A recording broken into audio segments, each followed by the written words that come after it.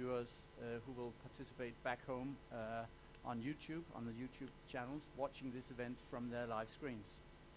I think a special thanks to Erik, who approached me way before we could even spell to Corona, saying, hey, we need a push for the SDGs, and we need a match between business opportunities, future business growth, and the value of the SDGs.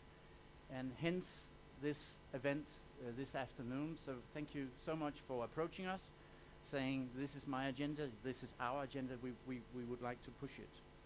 I think it's fair to say that the SDG agenda could be talked and conceptualized before Corona and after Corona. To be honest, if you think about it just for a second, if you reflect upon the value of sustainable development goals on a global basis, to me personally, and to all the companies that we are in close contact with here in BLOXHUB, I think it's fair to say that for the first time in the evolution of man, so to speak, we had the countries, the global community getting together, agreeing on a set of rules for the future, a set of rules and a framework for actually creating a better world. It's at that level when we talk about the SDGs. Hence, of course, any company, every single company across the nations being very, very interested in taking on board the SDG as a business driving concept. And that will be the focus for the agenda this afternoon.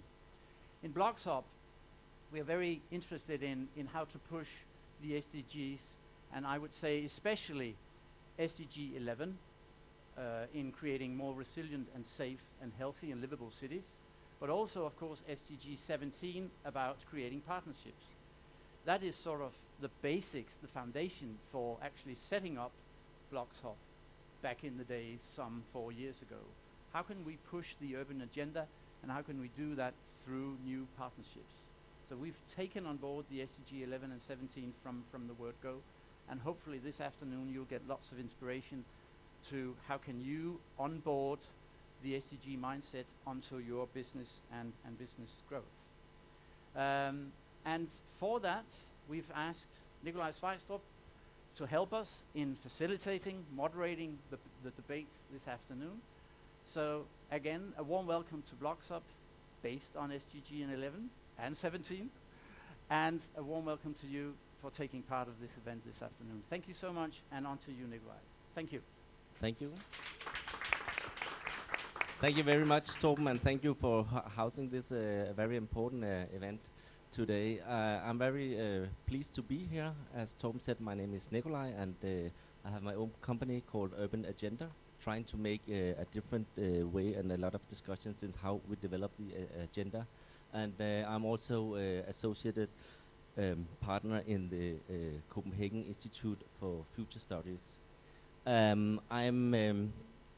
I was thinking of what is the most important thing that we should discuss today, and then as I read in the papers, Denmark is just being number one in the very, very, very important World Cup called Sustainable. Which country is the most sustainable in the world? And Denmark has just been number one. And what's not more to like than being number one, but what's not more important that we actually have to use that position to learn other people and also to make business for all over the world with that position. So that's a very good thing that we can take with us today, and we have to discuss today. I like to say to all of you, please join us to be a part of the debate, have questions for the panel, but also to all the participants out in outer space. Following on YouTube, we have one following all the discussion that and the questions that you are making out there, and Pernille, who's sitting here, is checking out. So if there's any question coming from the outside, Pernille here will supply them for us. Yeah, and also, of course, like to thank the great BLOXHUB team, Malte, who have been putting up all this, and Gehl, who have been making all these things, putting together, and not at least Malene, who is also sitting here somewhere. No, she's over there. Thank you. We have today a very interesting panel, I think. I like to give a short introduction, but then let them introduce themselves. In the middle here, we have Kirsten Brosbøl. Kirsten is the former minister. Many of you may know her as that for the environment, and a member of the parliament. And when she was that, she was the founder and chair of the Danish all-party parliamentary group for the SDGs, and was really pushing all the parties to think of the SDGs in the parliament. So she's made a very great work. I don't know how it's going today, but we still have, it's quite good. But we don't hear much from these guys, but the government is doing well. And the last half year, Kirsten have been on a scholarship from the Obama Foundation, but you can tell more about that later. And then we have over here, Erik Buch, Procida, who is a business developer at Creative Duck, and a lot of other things. You can come back to that later. And here, Jeff Risom, Chief Innovation Officer at the Gehl Institute.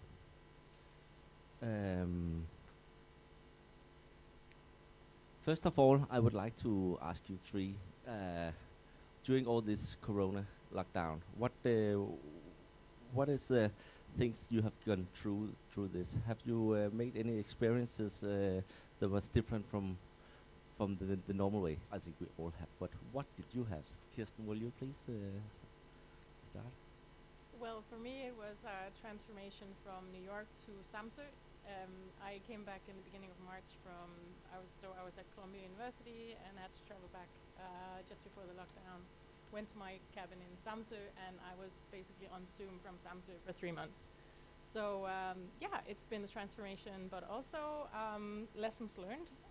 For instance, it is possible actually to live in a place like Samsø and have an everyday busy professional life. And this has actually made us think in my family that maybe somehow we could change the way that we work in the future, and also gain some family time, which has been of course also when I've been in New York for 6 months really highly valued by everyone in the family. So yeah.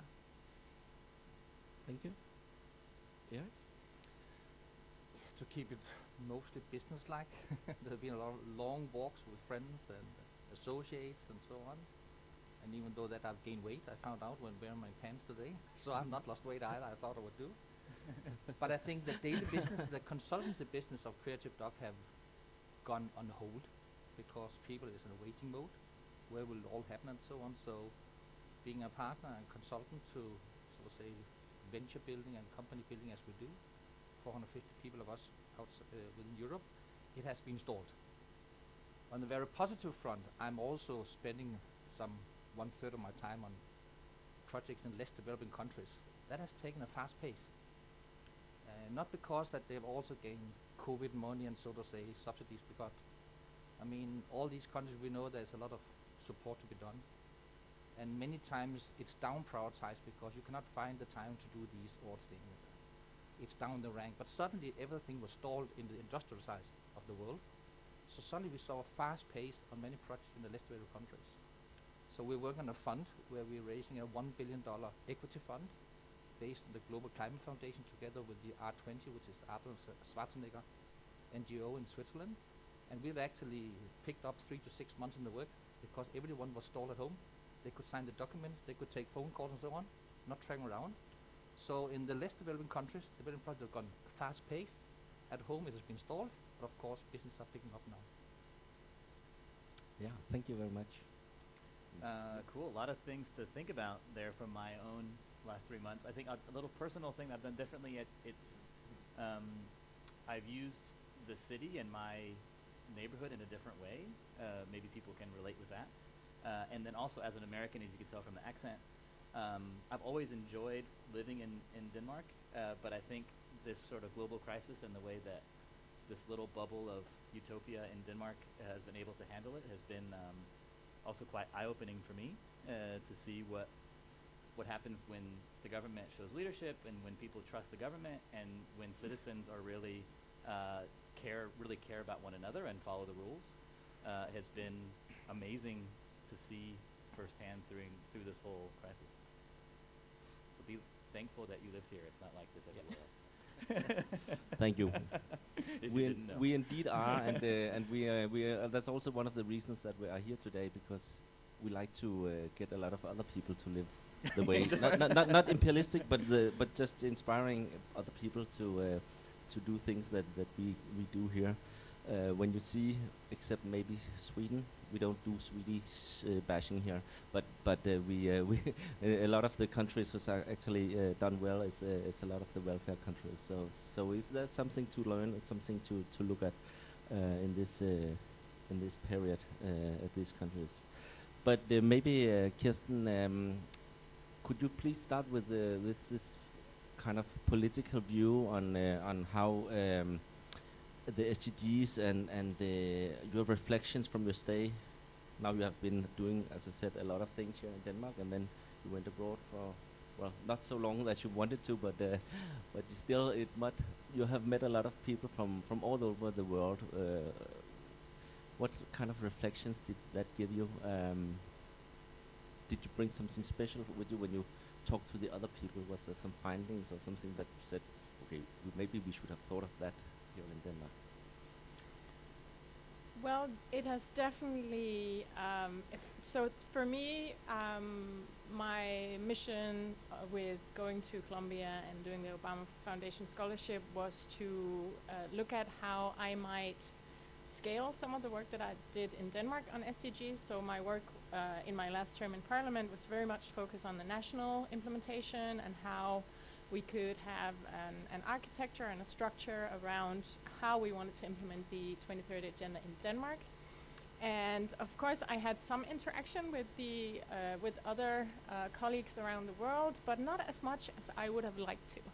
So going to New York, I was very interested to learn how other countries and other so peers from around the world were going about this implementation of 2030 agenda. And of course, I was also kind of testing the model that I had been part of building in Denmark, the all-party group in Parliament, the multi-stakeholder platform that we built, and the work that we did together, Nikolaj, on establishing a Danish baseline for SDG implementation.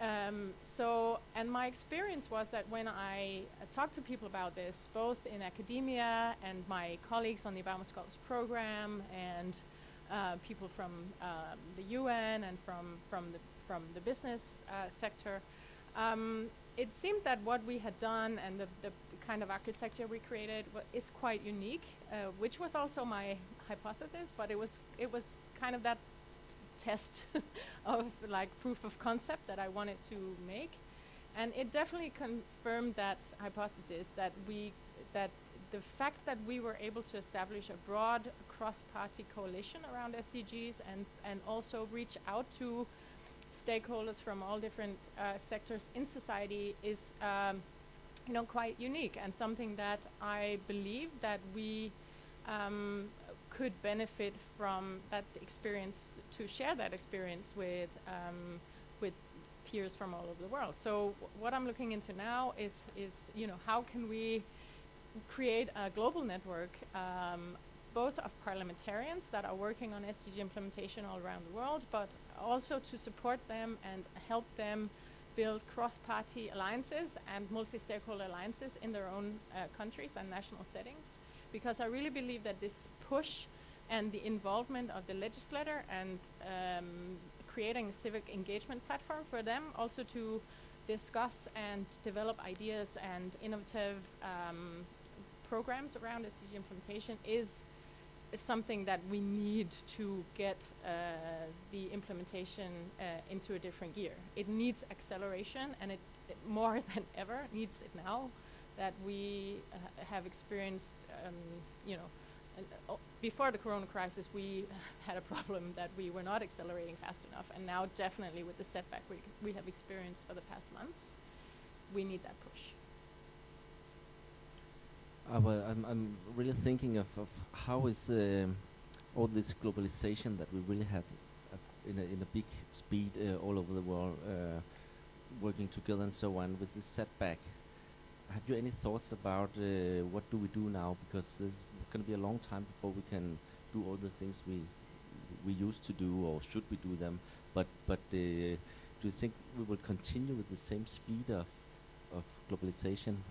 My question is also because I see a lot of countries, you know, the borders has been very strong. We're really close down to all of them, also here in the EU, and we really try to make it different ways. But the national governments have been very, very strong, not considering that much of the global community. Have you any thoughts about that? Sure. I think there's also a need for a business perspective on that Yeah. question, but from how I see it, I think that there are different lessons learned from the pandemic and the crisis, and one is that, of course, it has exposed both the interdependence of, you know, like so the need for international cooperation, not only when it comes to handling a pandemic and a health crisis like this, but also when we look at, and this is of course where a private sector perspective is needed, but when we look at the way the international trade works, and the need, I think, to look at our regional structures, and if you look at food production, how can we make that more resilient? If we look at a lot of different sectors, it's much about looking at how we can build strength and resilience in the future. But it's also, and this is of course a discussion in political circles about, you know, do you choose as Trump to pull out of the international cooperation, or do you actually invest more in that? And of course I'm hoping for the latter, that we really need to see politicians also investing in the international cooperation and the structures that we built to make sure that we coordinate with each other in the future more than we have done. Thank you very much. It's a good political way of thinking all these things. But Erik, when you see it from a more private perspective, what do you see? Do you see some of the companies working more together, or what is your experiences here during the last time? Rune, can you put on the slide now, please? I think I'm representing a little bit the civil society sector here as well, because you're obviously the public, you're the private, yeah. And we should not forget about the civil society. Well, that's important. Yeah, I have enjoyed a lot this pandemic period to have a lot of webinars and listen to a lot of figures. And for once, it was amazing to actually attend these, to see the figures and the thoughts about the future. And of course, but also the private sector, the agenda has totally changed. But it's also a thing that don't expect the sustainability agenda and the SDGs are set. It's a moving target. I mean, before this, everyone was downrating the SDG 3 about health. But my call to everyone is that one has to be your upper one. This is not to make money out of it. This is not, we've been through it, all of us. We found out that the health issue was just nearest to us. So the thing about setting an SDG agenda is even something that is moving. You may have said it before, for the next 10 years, say, okay, we leave it then. We shelf it, we put it. No. Whether we have the 3-year planning or whatever, this is now the moving agenda that every 3 months, whatever, we have to adjust our SDG agenda, basically. And I think Kirsten also said, the thing about money, I don't think it's an issue. It has never been for me the last years talking to various organizations. Global Climate Foundation said with trillions of dollars, I think it is. We also managed to raise in the pandemic $15 trillion over 6 weeks for this and that. And I think correspond to 1.5 years of the SDG needs or whatever. It's big figures. But over 6 weeks, the whole community came together and put this enormous figure together. We just got it. But that was a lot of public money that we didn't expect, because when we set out the agenda for SDG, it was not supposed to be the public. It should be the private sector. And even the private sector had not get in there. They're still to come with their contributions to this. So I would just claim again, the wealth, the money are out there. That's not the limit. The limit is the good businesses and the good vibes, where we'll hear Jeff talking later. A lot of good pressure. cases. And even though they have big money and so on, whenever you break it down, they're tangible. You can digest it. You can move along. But it's a dynamic one. It's not set. And what I want to put here is the thing, what I've been through, and I'm sitting in a quite amazing network called the Top Tier Impact Network. So we have 300 of us around the world that goes for the purpose more than the profit. And they have raised my bar to be not only sustainability SDGs, we're talking regeneration now. And she knows more about it than I, but I talk about it because she's been in US. But there's outside Europe this regeneration going, and it's quite a big thing, because we also safeguard ourselves to have the SDG on board. But we're not safeguard. There's something more, something higher. And I'm not even attended yoga and all these things yet, but there's more to come. But there's this thing about being heart-centered, deeply embodied and earth-connected, which has come to me as a kind of eye-opener. This also ties things together. The very tangible CSR, the millennial goals, the SDGs, they are hardcore basic ones.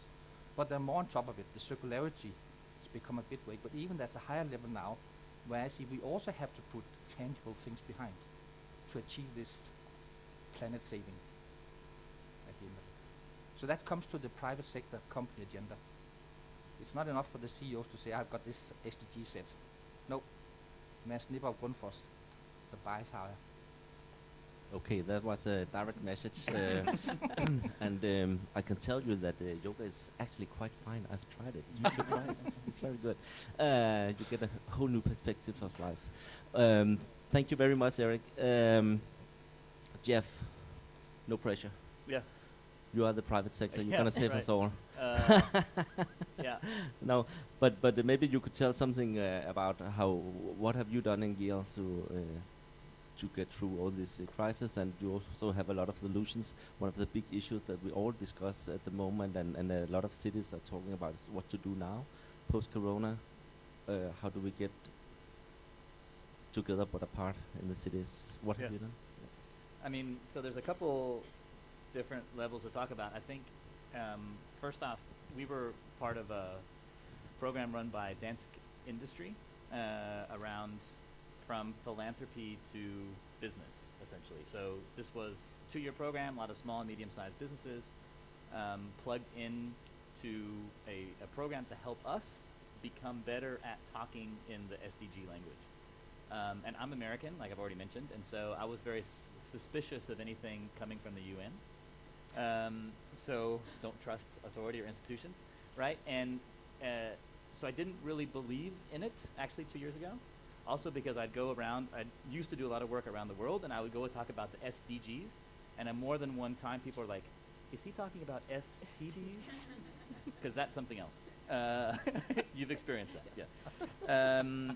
So that was just to say that we have to be super careful about realizing this number one position in the world that you mentioned, Nikolaj. Like, a lot of people do not care about about the SDG agenda. It could seem like everyone cares when you're in Denmark and when you're in some of the circles that we might be in, but a lot of people don't, and that's legitimate. I think we have to meet people where they are, and so the challenge is to say, well, what is the benefit of long-term thinking, like setting goals and aspirations for 2030 as opposed to next year's budget cycle?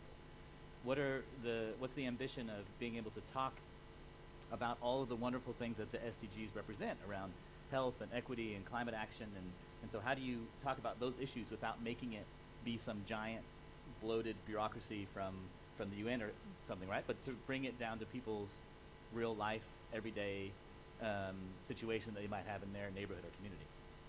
So I think this translation is super important, probably especially for the private sector, especially for groups like us or others that are trying to work in many different global contexts. And so through that process for us working with SDGs, we started to focus on health, equity, and climate. So we made that decision 2 years ago. Now we feel pretty good about health. This sort of course, promoted that opportunity.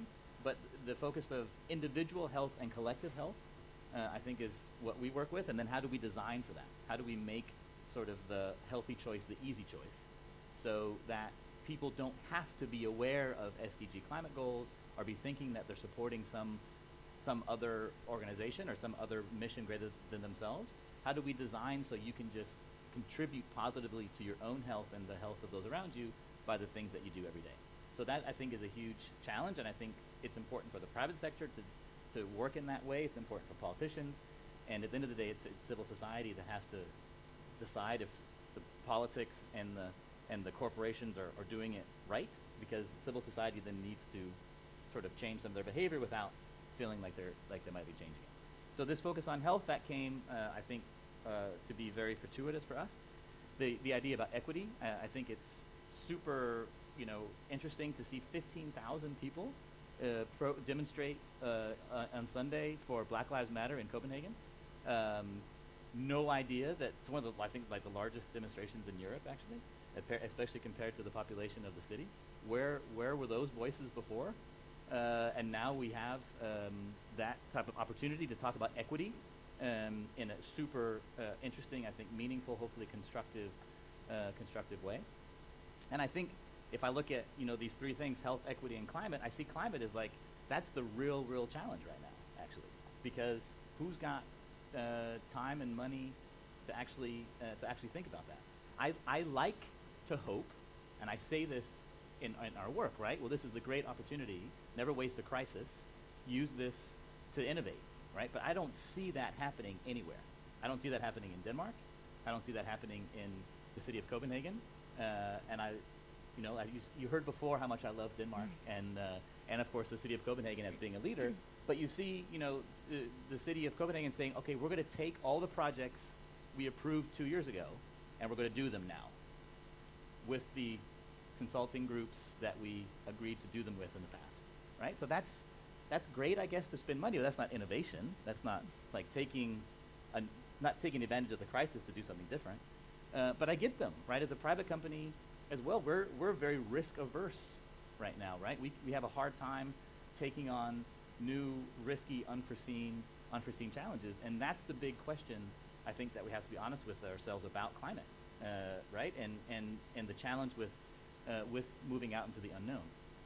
So, not to be too doomsday, but the last sort of thing I'll just mention as well is that when we talk about climate, we should also be aware, and I don't remember the exact stats, but no one's been traveling.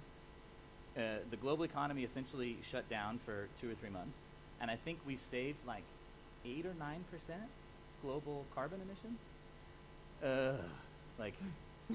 I could see a huge argument for a lot of people, and I don't agree with this point of view, but it's hard to fight against right now, to say, oh, see, reaching climate neutrality or carbon neutrality or whatever is like crippling for our economy.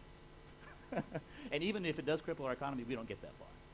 So I present that sort of contrarian point of view to just sort of like wake us all up in the room and up here and say, that's the challenge that we have to face. Like, we have to actually make certain policies, enact certain design challenges that get over that very real hump of a majority of the world's population is going to be struggling, especially more, over the next couple years. City government is going to have a lot less money, a lot less tax revenue. And there's going to be a lot of, I think, risk aversion in the private sector about not necessarily wanting to innovate. So hopefully we can be like eyes wide open about those challenges, and then make the ambition level even higher than to address these challenges head on. Because I think we're lying to ourselves if we're saying, oh, Corona's going to make the green transition much easier. I just don't. It might make it more possible, but I don't think it's going to make it easier. Sorry, Nikolaj. Well, thank you for today. And Yeah. Is there anyone here who have a question for the panel? Please make a mark. Also out there, do it on the chat.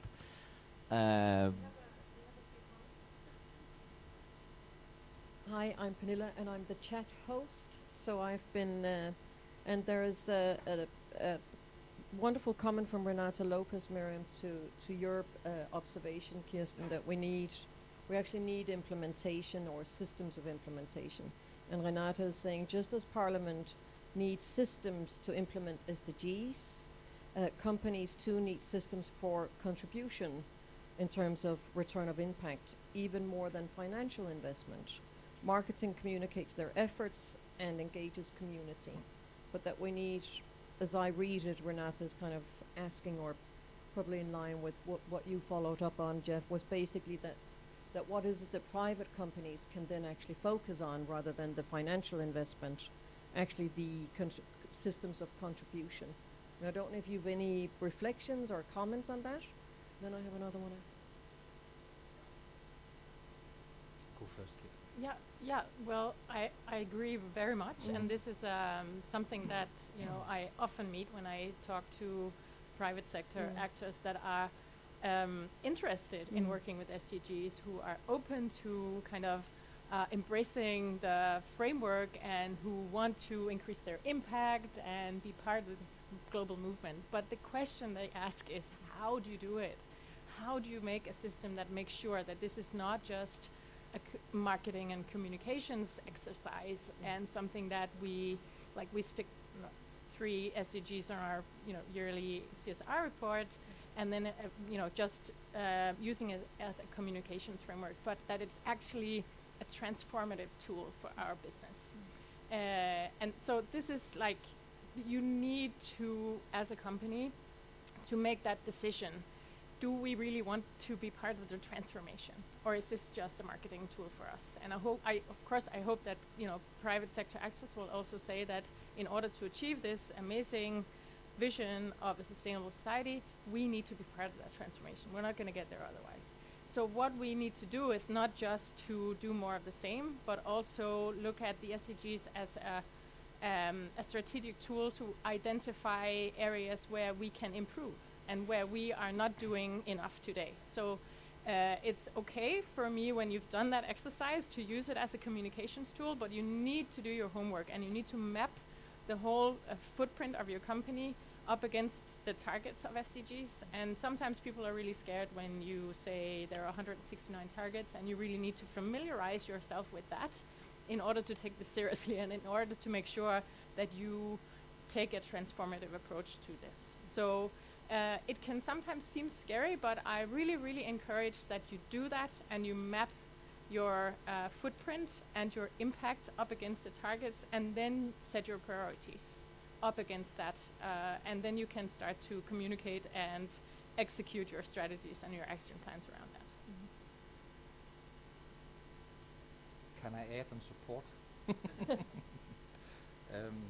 Renate there on is the lady behind this thing here. She's very much into this. I think I would like to add that there are measures to do this. They have got some OECDs and so on, and ProNatura is working with IFC to do another one, shared value platform, and other. And I think Deloitte is also working on a baseline thing, if you can say a bit in a second. So there are measures out there, but there's no doubt that the whole world is upside down. We need to get to a certain standard. It's very good that some consultancy company want to have their own standard and this and that. They can fight who's the best and so on. Mostly for the sake of the CSR report, the sustainable report for the private sector companies, I think. So I hope that this baseline will be the foundation for something greater, together what IFC is doing and so on, together with ProNatura. So we really get maybe I'm naive, but to hope for a certain ISO standard within this space as soon as possible. That takes every these 100 and something, but also something on the regenerative side included as well. Yeah, thank you. When Kirsten was telling that she and I made the pilot project for the development goals, we were focusing on development goal number 11, and after we did that, we actually managed to raise money to make a baseline for all the development goals here. And actually, when we make the announcement of the first pilot project, it was really outstanding. We was really telling that it was a global new idea and a way to see it, because we also make it in a long process. And actually, I thought it should be coming out soon, but maybe you know more about that. So like everything else, it's postponed because of the corona crisis, but it's going to be out in early September. So there's going to be a launch in the Danish Parliament on September 9th, I think that's the plan right now, at least. So hopefully, yeah. And so that means we're going to have a baseline for all 17 SDGs for Denmark, and composed of supplementary indicators, so data that is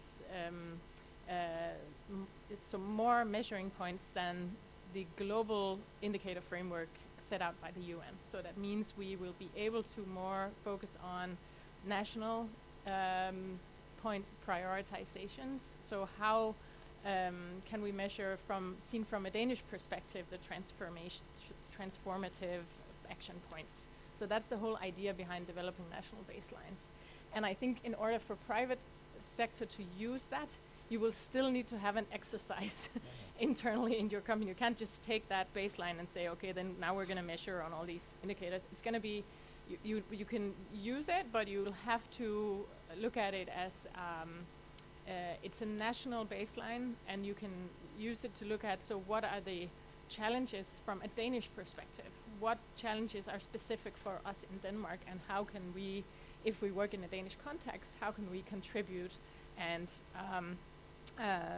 prioritize based on that? So I guess that's how it would be useful in a private sector context.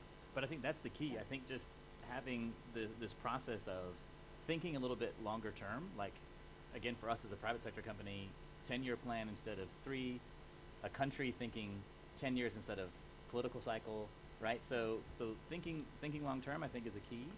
Having that baseline, that's amazing, right? Like just knowing, getting a common ground of where are we right now, and then having some goals and targets to then hold each other accountable to get there. I mean, for me, like if you talk SDGs or not, just doing those 3 things would be amazing, and actually would be really, really great if companies or communities or cities or whoever didn't feel too married to the 17 goals and the 169 metrics, but were able to figure out their own, what is their own vision for their corporation or their city for 2030?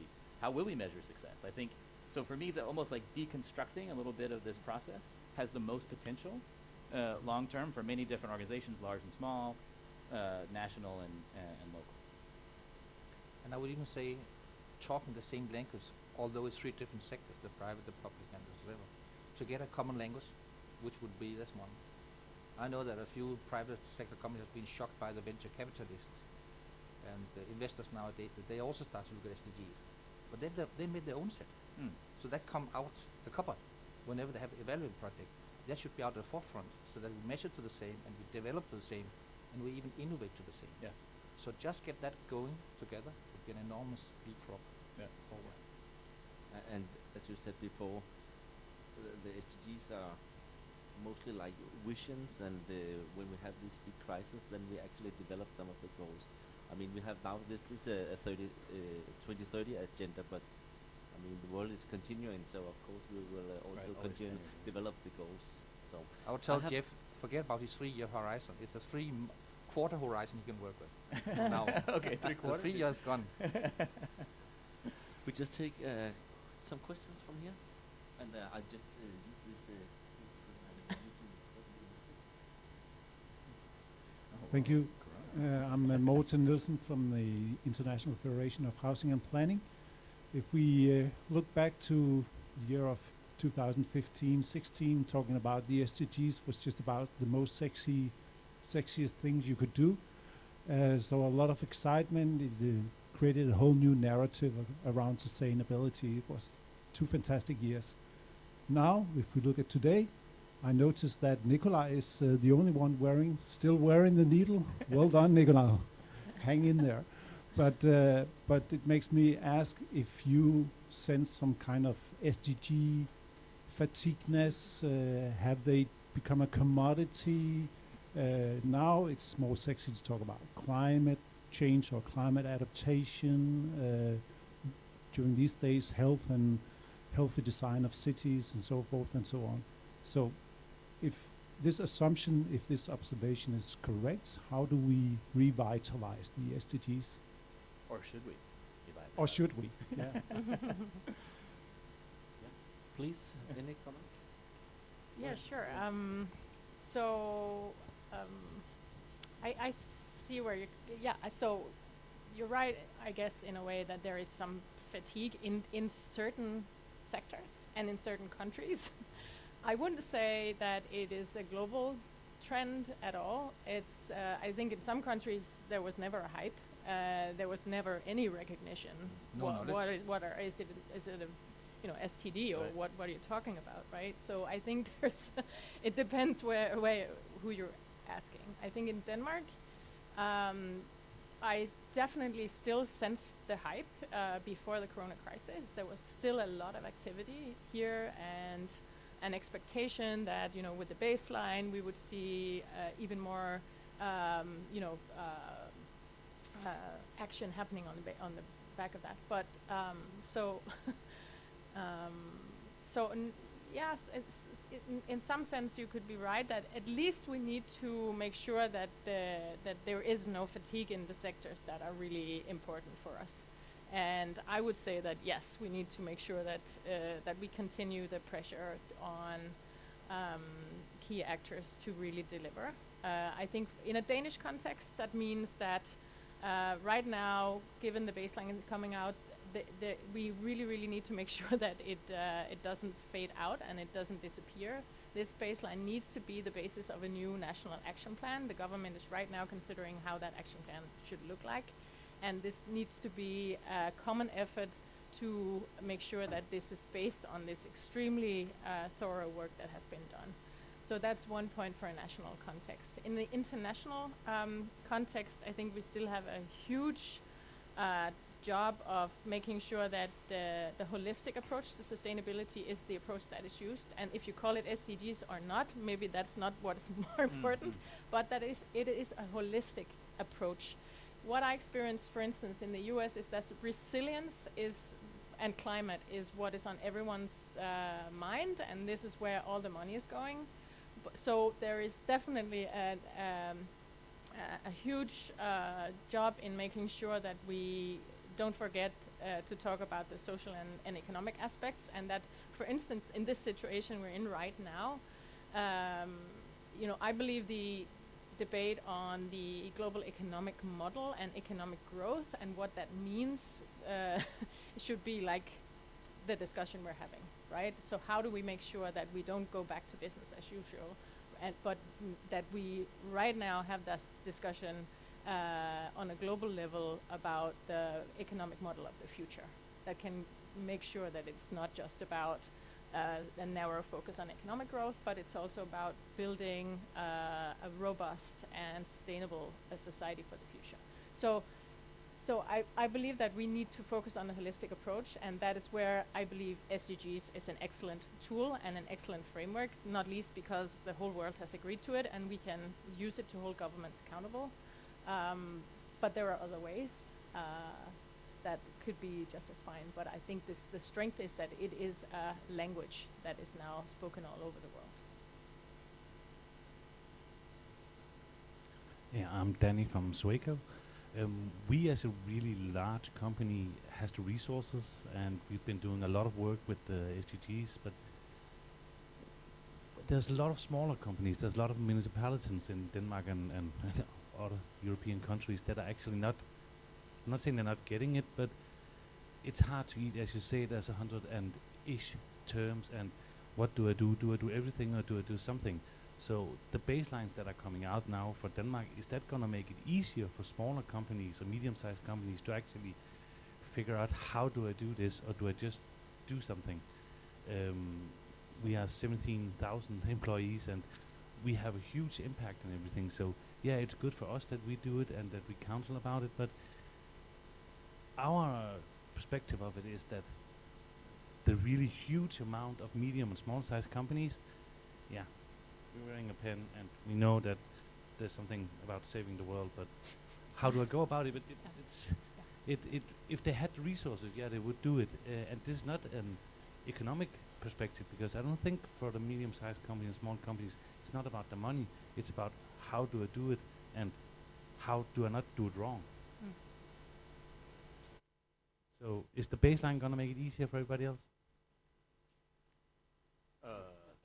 Yeah. Okay, sorry. No. You go first.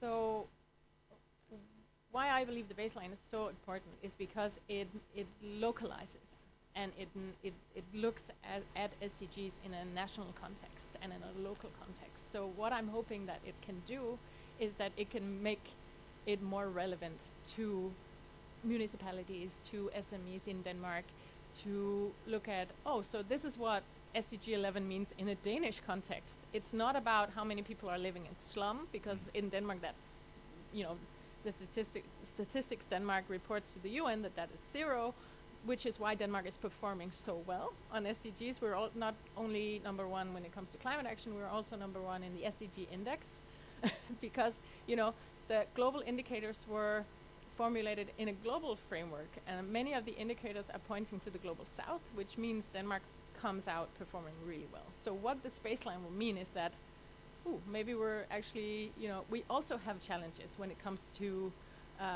sustainable cities, but they are different challenges than in other places in the world, right? So what I'm hoping is that when you look at the baseline, you will see that for Denmark to take a transformative approach to the SDGs, we need to act on different indicators than other countries who have a different starting point. So that's what I'm hoping it will do. Will it make it more simple? No. Will it, it's going to maybe even look more complex, but hopefully we can have the conversation about what is relevant for you as a municipality in Denmark, as a SME in Denmark, to be working on if you want to contribute to the transformation.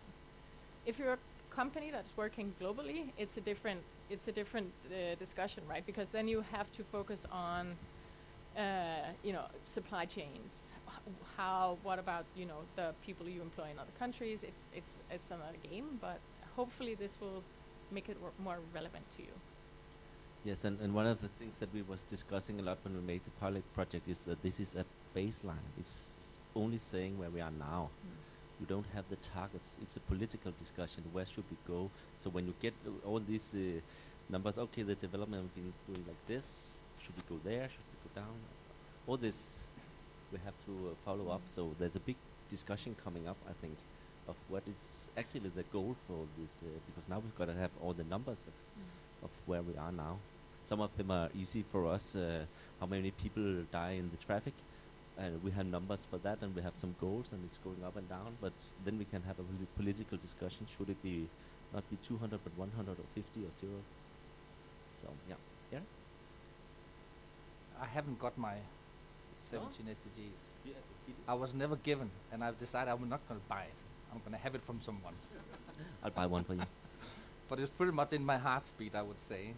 I think talking growth, what has come to my head, heart and hand is basically that I'm looking for qualitative growth, whatever it is. But it's the thing that we're going to trade things off. We're simply going to say, will we have this extra growth at this expense of CO2 or this and that? There's going to be a trade-off to actually have certain wealth still, as we want to, but it's going to be qualitative oriented. Far away from being a quantitative growth, we're going to head for a qualitative growth. And that's where sound of music is to me, that resilience also come in, that we really have to look at other aspects, also on the other more fluffy issues I've mentioned before. And then yes, the parliamentarians are very important, they are, but I see much more, and now we're talking Denmark, where we have a community that is non-comparable to anywhere else in Northern Europe. I'm very proud of my mayor, Hans Toft, that he's taking the SDGs to the commune. And my son is being taught SDGs in the school. So where I'm hit most by the SDG is by my son, 9 years old, when I have a dinner with him. And we talk whether I have meat or non-meat, or whether we're going to have waste or this and that. This is the unique position of Denmark. It's coming bottoms up. Thanks to you, I guess back home and this, for these things. But not that they should take this leading role all the way through. We have this whole mix, the whole pool to go together, where the three sectors also come together. So yes, of course, baselines should come, but I think the future is much more set by the younger generation. My kids, they tend to, yeah. And I think Deloitte should have been there as well to talk about their study. They're running a new study among youngsters, where do they want us to go in the future? And in that case, Jeff and I will be old. We're old guys. We need to shake up. Forget about this and that and that. We want to have this. We are a consulting company saying that our biggest challenge is to get talent. Our SDG agenda is so vague, it's so much hot air. They don't want to be employed here. Show the proof. What have you done to the SDG? What have you done this and that? And that's where the real drive is going to come. It's going to come bottom up or from outside in. And then we can hope that the public sector will do diligence and help in the financial side and so on. But that's a real push, as I see it. Yes, thank you. It was a great link, actually, because I wanted to ask a question about how this future looked like. Because we are, in the title, we're talking about post-corona, and I just said to Sissel here that I don't think we are post-corona yet. So I think there's still a lot of uncertainty that we live in, and that there's a lot of mindsets that aren't placed yet and aren't landed. And it might be the youth that pushes different agendas forward that we don't know yet. But we've known about the SDGs until now, and I would like to hear your opinion about which SDGs do you think or hope that will be more emphasized in the future? What do you think, a little bit an idea of what a post-corona future would look like in Denmark, at least? Thank you.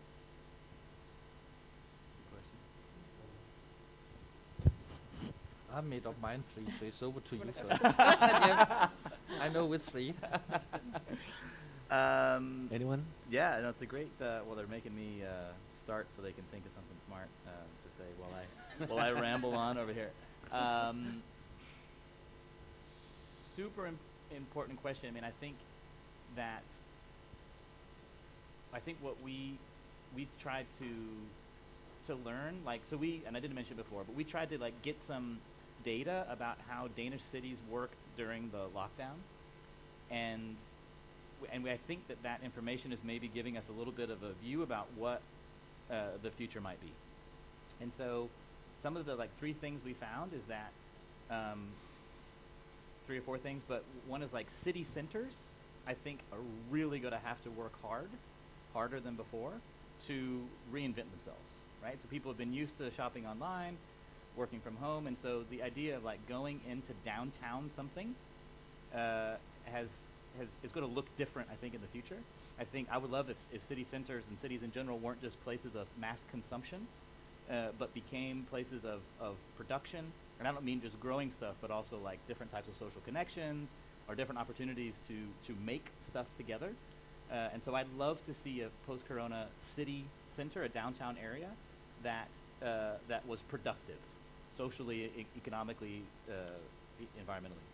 The other thing we saw from our study is that, you know, the adjacent neighborhoods outside of city centers were just like bustling with people. And so like the local schoolyard or the corner pocket park or whatever, these places held really, really important role in the sort of public life of that time. And I think we're going to see that like localism on many different scales. So like in the city, I think, you know, exterior adjacent parts of the city, what happens if people are working and shopping more, very local. You can also apply localism at the national level. What is it if Danes travel less, if there's less tourism? I don't know. And then also, of course, at like the supra global level. So I think this idea of localism and what it means to like be a little bit more local, I don't know what it looks like, but I think that's going to be driving some decisions and investment over the next period of time. And then I think this last thing about various levels of equity. So like what we also saw is that there was a big shift, actually, because we compared the data during this lockdown, and now we're getting more data now sort of as things are opening up, is that we saw a shift where there were actually more elderly out in the city. There was a higher percentage of kids, a higher percentage of women, and we could break down equity at many different levels about who has access to like the city or who has access to services. And I think, I hope we see a sort of post-corona environment where we're more aware of who, male, female, age, color, race, whatever, who is actually like welcome and invited in certain places, and we're more purposeful around that. So that was a long answer, so you had lots of time to think of other stuff.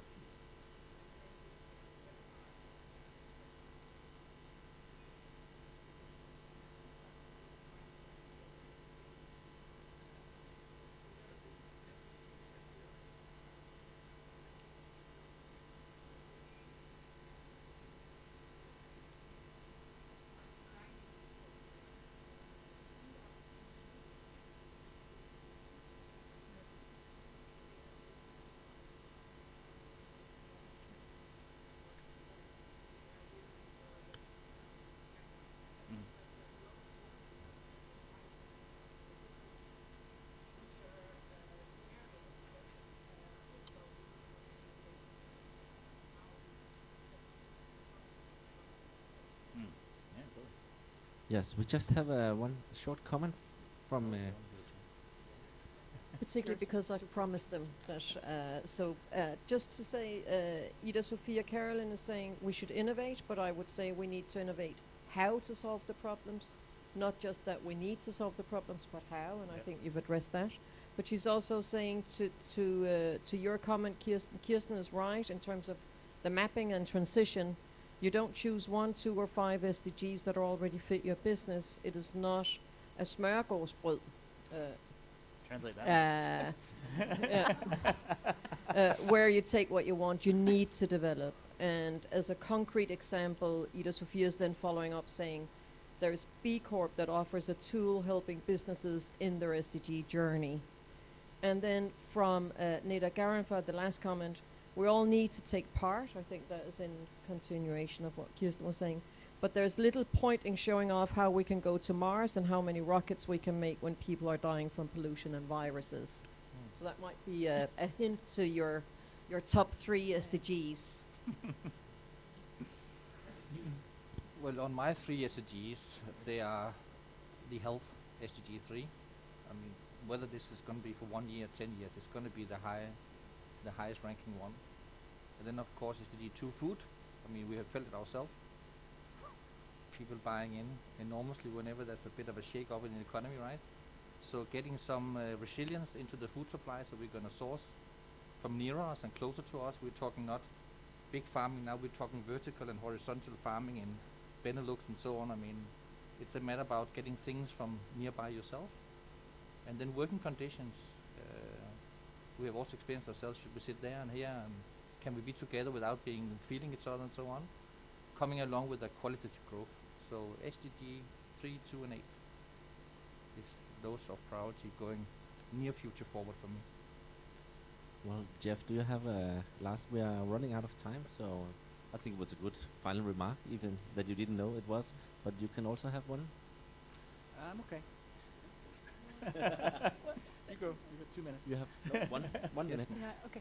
But then I'm going to have to say that I will not prioritize 3 of them, because the whole philosophy of SDGs is that it is an interdependent web of challenges and a vision that we need a holistic approach to get to where we want to be in 2030. So it is not about cherry picking, it is about the long, hard, and really difficult task of analyzing wherever you are in your own context, how you can contribute to the transformation. So, and on a national level, where I used to be when I was in Parliament, you need to look at it all of it. And whether you are in the global north or in the global south, you will have different priorities because your challenges are different and your starting point is different. So from a Danish perspective, when you look at our biggest challenges here, it's about biodiversity and it's about climate change because of our huge footprint when it comes to CO2 and resources. So this is where we need to change. And it's circular economy, it's regeneration, it's local food production, and all these things that was mentioned. You know, looking at our cities and how we can contribute more sustainably also on that side. So it is definitely not easy, but it's necessary to take a holistic approach. Perfect. That's your final word. Yeah. Perfect. Well, thank you very much, and the time is running out, so I will say thank you to the 3 of us, and thank you to all here participating. Very nice, and all of you listening back home or wherever you are, and have a good comments coming in. So I think, I don't know what you're saying, but wasn't it working well from us here? I hope it was working out when we from all of you out there. So once again, thank you to the 3 of you, and I hope to see you again. There is, I thought there was a slide, but this coming up, of course, a lot of new debates and science forums and things where we are discussing here in BLOXHUB how to make these kind of solutions.